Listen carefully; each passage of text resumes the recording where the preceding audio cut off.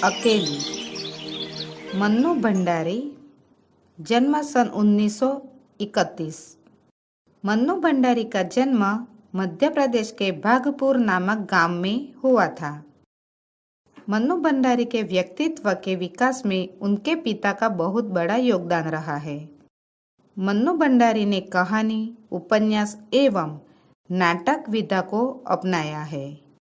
मैं हार गई, 3 निगाहों की एक तस्वीर, यह सच है, एक प्लेट सैलाब, त्रिशंकु, आंखों देखा झूठ आदि कहानी संग्रह है। आपका बंटी, स्वामी, महाभोज, कलावा आदि उपन्यास है। बिना दीवारों का घर नाटक है। प्रस्तुत कहानी में गांव की एक महिला के व्यवहार एवं मानवता का चित्रण किया गया है। सोमा बुआ बुढ़िया है, सोमा बुआ परित्यक्ता है, सोमा बुआ अकेली है। सोमा बुआ का जवान बेटा क्या जाता रहा, उनकी अपनी जवानी चली गई। पति को पुत्र वियोग का ऐसा सदमा लगा कि वे पत्नी घर बार तजकर तीर्थवासी हुए और परिवार में कोई ऐसा सदस्य था नहीं जो उनके एकाकीपन को दूर करता। पिछले 20 वर्षों से उनके जीवन की इस एक रास्ता में किसी प्रकार का कोई व्यवधान उपस्थित नहीं हुआ, कोई परिवर्तन नहीं आया।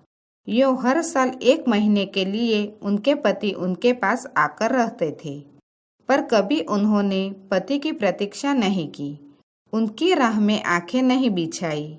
जब तक पति रहते उनका मन और भी मुरझाया हुआ रहता, क्योंकि पति के स्नेहहीन व्यवहार का अंकुश उनके रोजमर्रा के जीवन की अबाध गति से बहती स्वच्छंद धारा को कुंठित कर देता। उस समय उनका घूमना फिरना, मिलना जुलना बंद हो जाता और सन्यासी जी महाराज से तो यह भी नहीं होता कि 2 मीठे बोल बोलकर सोमा बुआ को एक ऐसा संबल ही पकड़ा दे जिसका आसरा लेकर वह उनके वियोग के 11 महीने काट दे। इस स्थिति में बुआ को अपनी जिंदगी पास पड़ोस वालों के भरोसे ही काटनी पड़ती थी।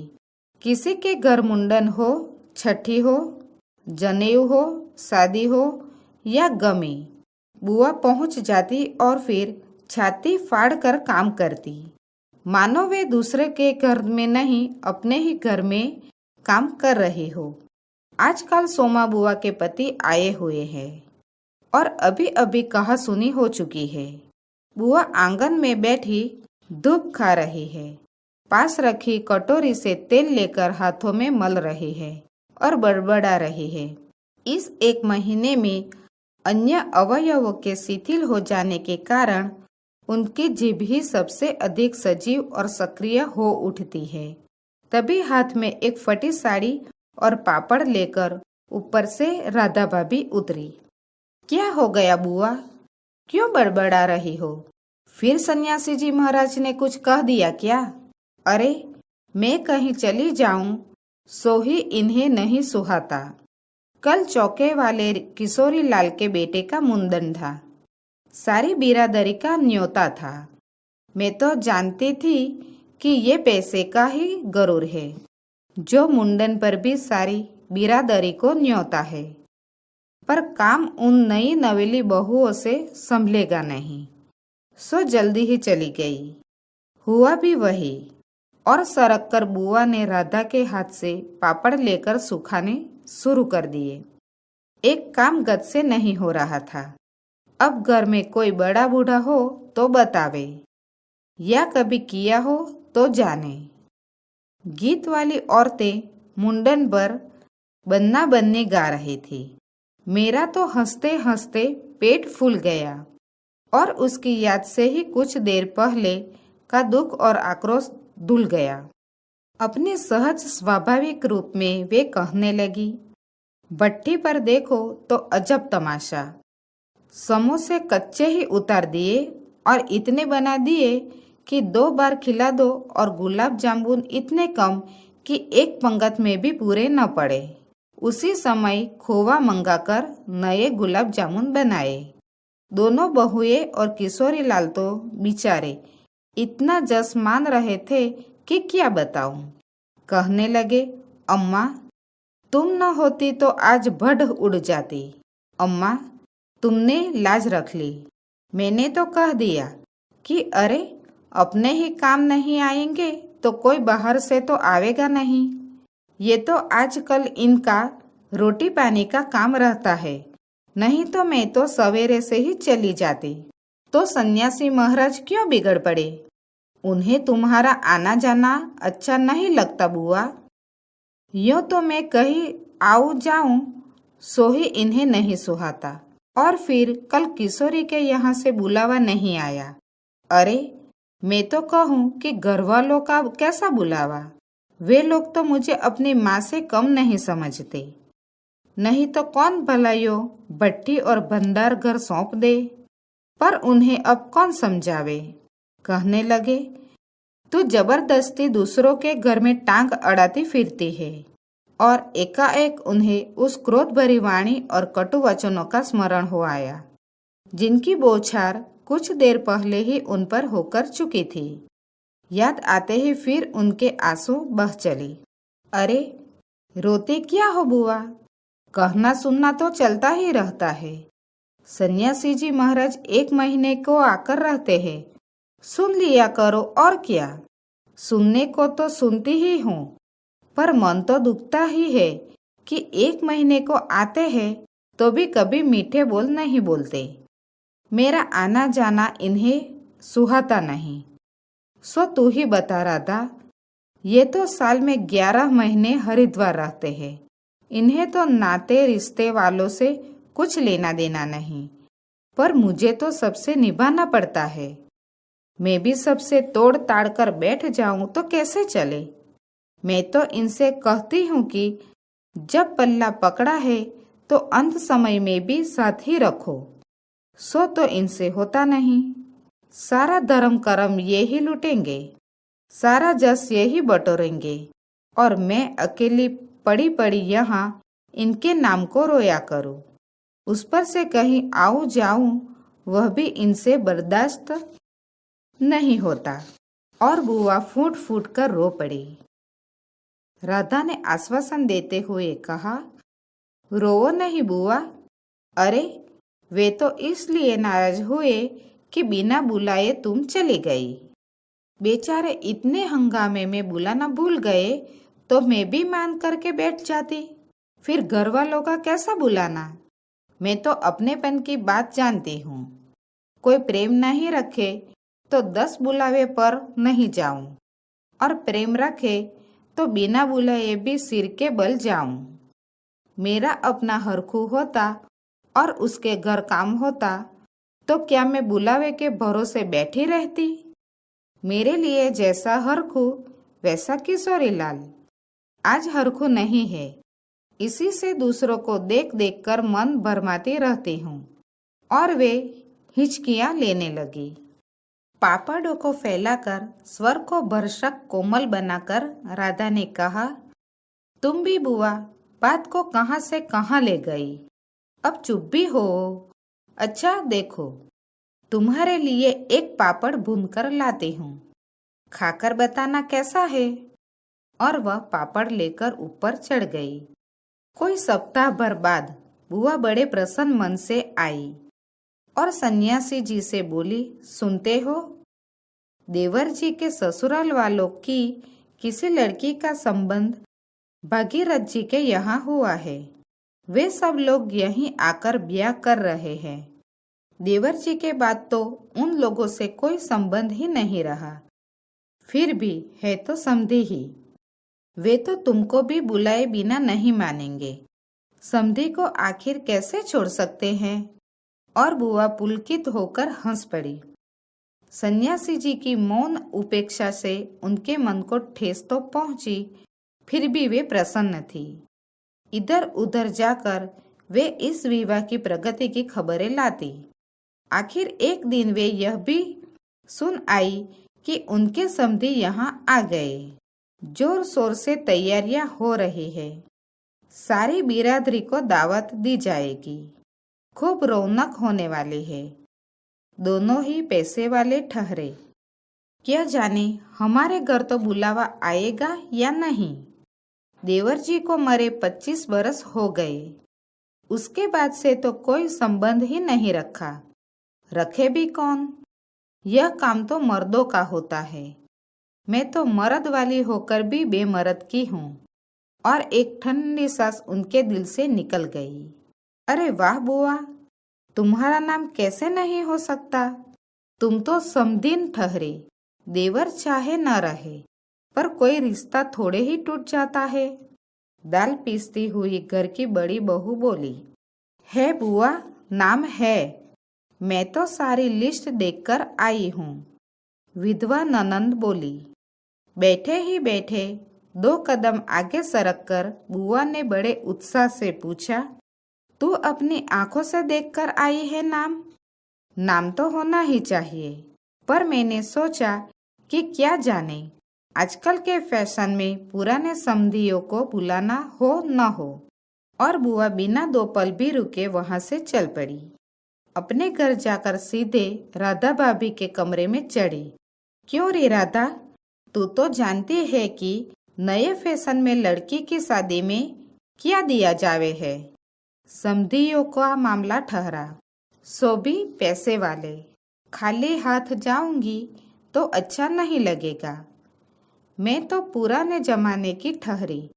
तू ही बता दे क्या दूं? अब कुछ बनाने का समय तो रहा नहीं। 2 दिन बाकी है, सो कुछ बना बनाया ही खरीद लाना। क्या देना चाहती हो अम्मा? जेवर, कपड़ा, श्रृंगारदान या कोई और चांदी की चीज? मैं तो कुछ भी नहीं समझू रही।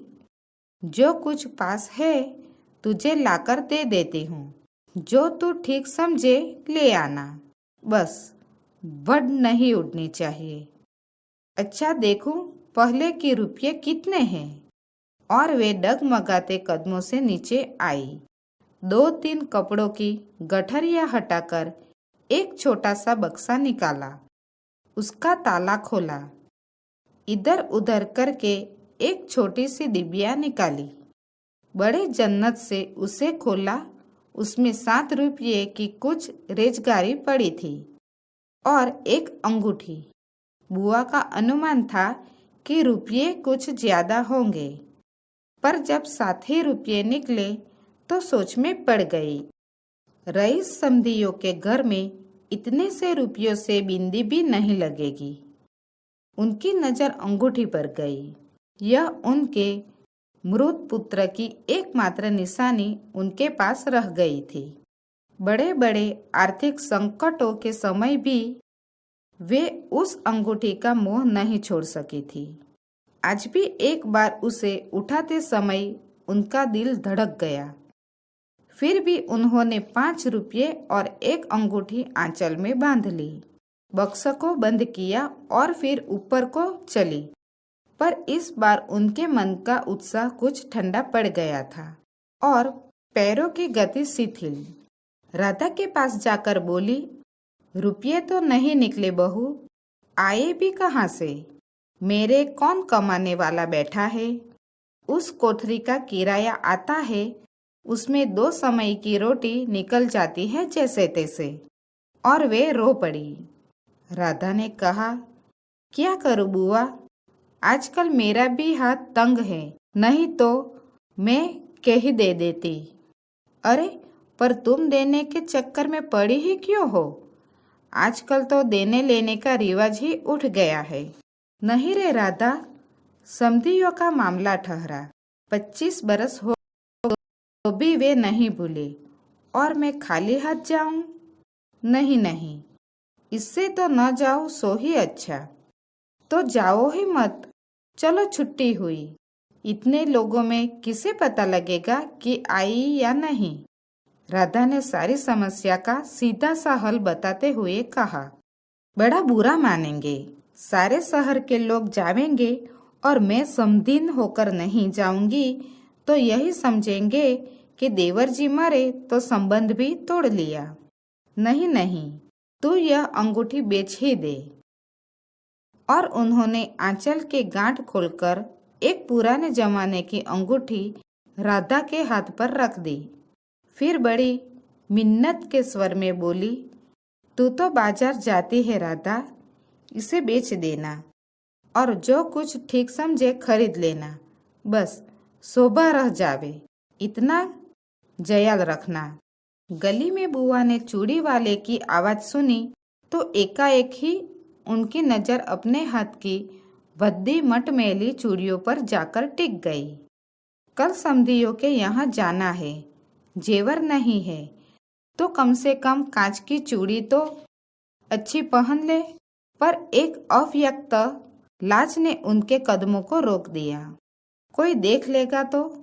लेकिन दूसरे ही क्षण अपनी इस कमजोरी पर विजय पाती सी वे पीछे के दरवाजे पर पहुंच गई और 1 रुपया कलदार खर्च करके लाल हरी चूड़ियों के बंद पहन लिए। पर सारे दिन हाथों को साड़ी के आंचल से ढके ढके फिरी। शाम को राधा भाभी ने बुआ को चांदी की एक सिंदूरदानी, एक साड़ी और एक ब्लाउज का कपड़ा लाकर दे दिया। सब कुछ देख पाकर बुआ बड़ी प्रसन्न हुई और यह सोचकर कि जब वे ये सब समधिन पुरानी बातों की दुहाई दे देकर उनकी मिलनसारिता की कितनी प्रशंसा करेगी, उनका मन पुलकित होने लगा। अंगूठी बेचने का गम भी जाता रहा। पास वाले बनिए के यहाँ से एक आने का पीला रंग लाकर रात में उन्होंने साड़ी रंगी। शादी में सफेद साड़ी पहनकर जाना क्या अच्छा लगेगा। रात में सोई तो मन कल की ओर दौड़ रहा था। दूसरे दिन 9 बजते बजते खाने का काम समाप्त कर डाला। अपनी रंगी हुई साड़ी देखी तो कुछ जची नहीं। फिर ऊपर राधा के पास पहुंची।